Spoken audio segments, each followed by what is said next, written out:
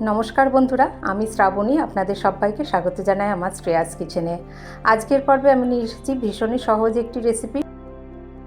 সবসময় একঘেয়ে রেসিপি খেতে যখন ভালো লাগে না, তখন মুখের স্বাদ বদলাতে মাঝে মাঝে একটু অন্যরকম রেসিপি ট্রাই করতে কিন্তু মন্দ লাগে না। ঘরে থাকা উপকরণেই তৈরি করে নেওয়া যায় এই রেসিপি। সহজ ও স্বাদের এই রেসিপি আজ আমি আপনাদের সাথে শেয়ার করছি। দুপুরে বা রাতে বানিয়ে নিতে পারেন। এর জন্য আমি প্রথমে সিদ্ধ করা ডিম নিয়েছি দুটো, সামান্য একটু নুন দিয়ে রিফাইন তেল দিয়েছি কড়াইতে 1.5 টেবিল স্পুন মতো। তার মধ্যে নুন দিয়ে সামান্য একটু এই ডিমটাকে হালকা ভেজে তুলে নেব। খুব বেশি ভাজবো না, হালকা একটু ভেজে ডিমটাকে তুলে রাখছি। তারপরে ওই তেলের মধ্যেই আমি ফোড়নের হিসাবে দিয়ে দিচ্ছি 1/2 চামচ সাদা জিরে, দিয়ে দিচ্ছি 1 টুকরো দারচিনি, একটা থেতো করা এলাচ আর 4টে লবঙ্গ। ফোড়নটা হালকা নাড়াচাড়া করে নেব, একটু সুন্দর বেশ গন্ধ বেরিয়ে এলে ফোড়নের। তারপরে এখানে আমরা দিয়ে দিচ্ছি একটু কুচিয়ে নেওয়া রসুন, 6-7 কোয়া রসুন আমি একটুখানি কুচিয়ে নিয়েছি। আর দিয়ে দিচ্ছি একটু কারি পাতা। রসুন আর কারি পাতাটা আমরা প্রথমে হালকা একটু নাড়াচাড়া করে নেব। একটু বেশ রসুনের ভাজা গন্ধ বেরিয়ে এলে এখানে দিয়ে দিচ্ছি স্লাইস করে কেটে নেওয়া পেঁয়াজ এখানে আমি একটাই ব্যবহার করেছি, একটা বড় সাইজের পেঁয়াজ দিয়ে দিয়েছি।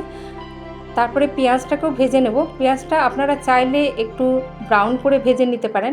আমি খুব বেশি ব্রাউন করে ভাজিনি, হালকা গোলাপি রং ধরে আসা অবধি পেঁয়াজটাকে ভেজে নিয়েছি। তারপরেই আমি দিয়ে দিয়েছি আদা কাঁচা লঙ্কা বাটা। যেহেতু রসুন কুচি আগে ব্যবহার করেছি, তাই আদা কাঁচা লঙ্কা বাটা দিয়ে দিলাম 1 চামচ। এর কাঁচা গন্ধ চলে যাওয়া অবধি ভালো করে একটুখানি কষিয়ে নিলাম। তার সাথে পেঁয়াজটাও কিন্তু হালকা একটু ভাজা হয়ে গেল। এবারে আমি দিয়ে দিয়েছি এখানে আলুটা আমি এরকম ছোট সাইজের আলু দুটো এরকম মাঝখানে কেটে একটু বড় বড় করে ডুমো ডুমো করে এরকম কেটে নিয়ে দিয়েছি। দুটোই ছোট ছোট আলু ব্যবহার করেছি। আলুটাকেও একটু রং ধরে আসা অবধি, দেখুন আলুতে হালকা রং ধরে আসা অবধি ভেজে নেব। সেই সময় অবধি কিন্তু পেঁয়াজটাও আরও একটু দেখুন ভাজা হয়ে গেল। সেই জন্য প্রথম দিকে পেঁয়াজটা একেবারে বেশি ব্রাউন করে ভাজিনি। এবার দিয়ে দেবো এখানে আন্দাজ মতো নুন দিয়ে দিচ্ছি। নুন দিয়ে আবারও একটুখানি ভেজে নেব। আর ধনে গুঁড়ো ব্যবহার করেছি 1/2 চামচ থেকে একটু বেশি, এছাড়া আর অন্য কোনো মশলা আমি এখানে দিইনি। ভালো করে এবার দেখুন এই ধনে গুঁড়োর কাঁচা গন্ধ চলে যাওয়া অবধি আর একটু আলুর সাথে একটু মিশিয়ে নিলাম।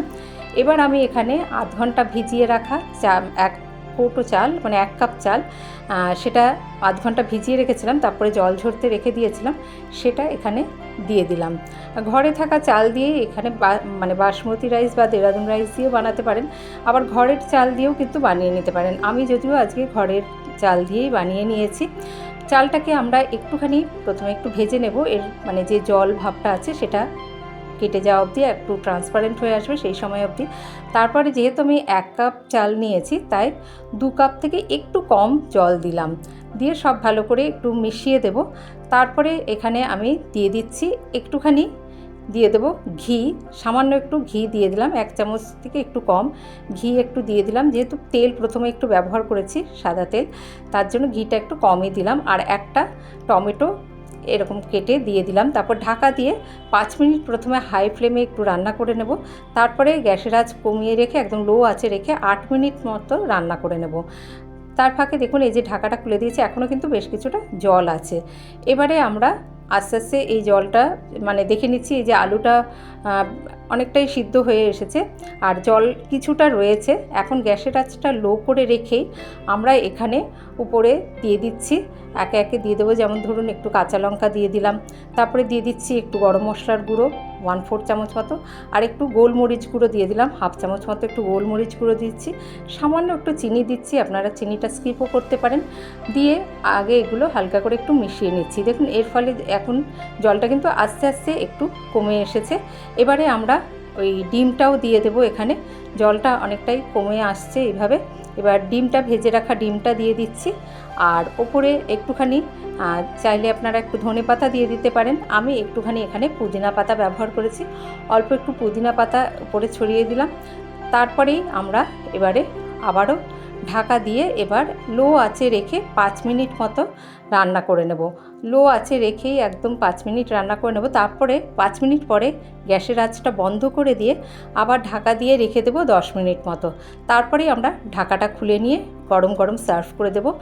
ঘরে থাকা উপকরণে তৈরি, খুব সহজে এক পাকে রান্না করা ডিম আলু দিয়ে এই রেসিপিটি।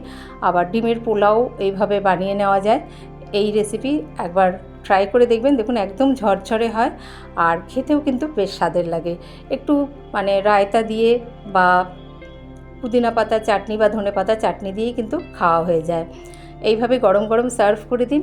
রেসিপিটি একবার ট্রাই করে দেখবেন, আশা করি আপনাদের ভালো লাগবে। ভালো লাগলে একটি লাইক দিয়ে পাশে থাকার অনুরোধ রইল।